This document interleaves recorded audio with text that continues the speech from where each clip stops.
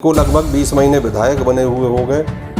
अभी तक जे सरकार से इनने कभी एक काम मांगा हो तो ये बताएं कि हमने इस काम के लिए पत्र दिया है। इनका धरना सिर्फ इस चीज़ को लेकर हो सकता है इनकी कोई सेटलमेंट में अब कमी आ गई हो, या फिर ये खुद बताएंगे कि भैया किस चीज़ का ये धरना है। काउंटर इन्हीं की सरकार के टाइम हुआ था जब कांग्रेस गवर्नमेंट थी। एसपी राजेश तिवारी को हटाने के लिए भोपाल में धरने पर बैठे कांग्रेस विधायक पर भाजपा नेता गौतम पटेल ने सवाल खड़े कर दिए हैं। पटेल ने चर्चा के दौरान कहा कि विधायक को धरना देने का शौक है। जनहित के नाम पर जो धरना दिया जा रहा है उसमें व्यक्तिगत स्वार्थ छिपा हुआ है। विधायक ने रेत उत्खनन का मुद्दा रखा। जब कांग्रेस की सरकार थी तब मौन क्यों थी, जबकि नर्मदा के तट पर सौगंध दिखाई थी। हमने भी उस वक्त तनमन से साथ देने की बात की थी। दूसरी बात, फर्जी एनकाउंटर की जब एनकाउंटर हुआ था उस वक्त कांग्रेस की सरकार थी, तब क्यों मामलों को नहीं उठाया गया? अभी तक क्यों शांत रही? इतने दिन बीत जाने के बाद क्यों अचानक याद आई? पटेल ने खुले शब्दों में आरोप लगाया कि विधायक अभी तक हर अवैध कार्यों में लिप्त थी। कांग्रेस की सरकार में अवैध रेत का उत्खनन जमकर हुआ, जिसमें वे भी शामिल थी। नवागत एसपी के आने के बाद जो नशीले पदार्थों के खिलाफ कार्रवाई हुई सबको पता है। पटेल ने कहा, मेरी पुलिस विभाग से कोई रिश्तेदारी नहीं है, पर भाजपा सरकार के बाद उनकी अवैध कार्यों में जो संलिप्तता थी वो समाप्त हो गई, जिससे बौखलाकर वो धरने पर बैठी हैं। इलाके में कोरोना के प्रकोप को बढ़ता देखते हुए इनको क्षेत्र पर ध्यान देना था। ऐसे हालात में जनता को छोड़कर धरने पर बैठना अनुचित है। साथ ही उन्होंने हिसाब मांगा, जिससे विधायक बनी बताएं बड़ी कोई सौगात दी हो या मांग की हो। पटेल ने धरने पर गंभीर आरोप लगाए हैं। दूसरी तरफ हमारे क्षेत्र की नवनिर्वाचित विधायक जिनको धरने का समय मिला है इस महामारी के समय, जो कि अत्यंत दुखित है। हमें समझ नहीं आ रहा उनको धरना किस चीज़ को लेकर है। क्षेत्र की जनता अभी भी नहीं समझ पाई कि धरने का इनके क्या कारण है। एक तरफ कहते हैं हम एएसपी राजेश तिवारी जी को हटाना है। हमारी उनसे कोई सिंपैथी नहीं है, न तिवारी जी से हमारी कोई रिश्तेदारी है।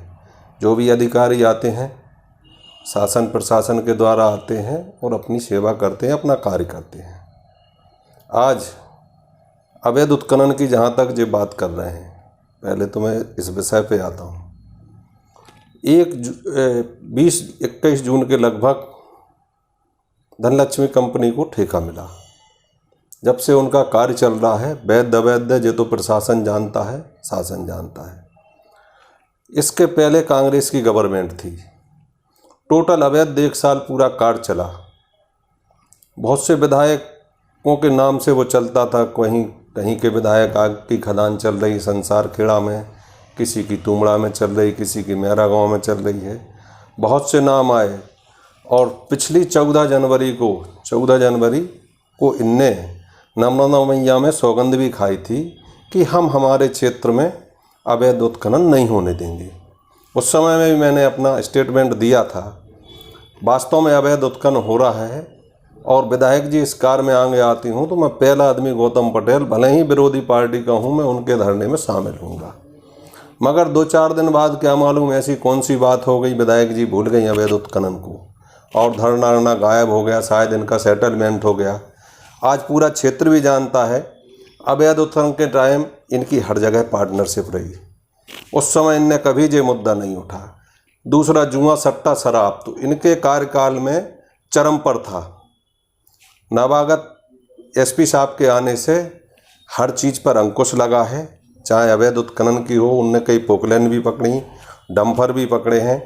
उसके बाद पाउडर का भी, शराब का भी कई केस अभी पिछले 4-5 महीने में कोरोना की सेवा करने के बाद भी उन्होंने बहुत से केस बनाए हैं। इसके रिकॉर्ड आपको पुलिस थानों में मिल जाएंगे।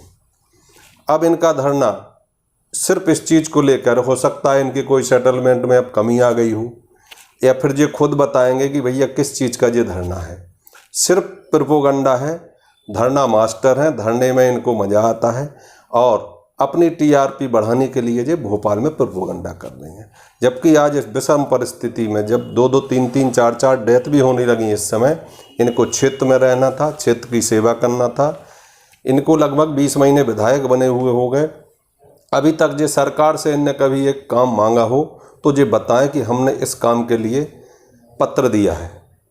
20 महीने में कोई एक बड़ा काम सैंक्शन नहीं करा पाया ये विधानसभा पूरे क्षेत्र में।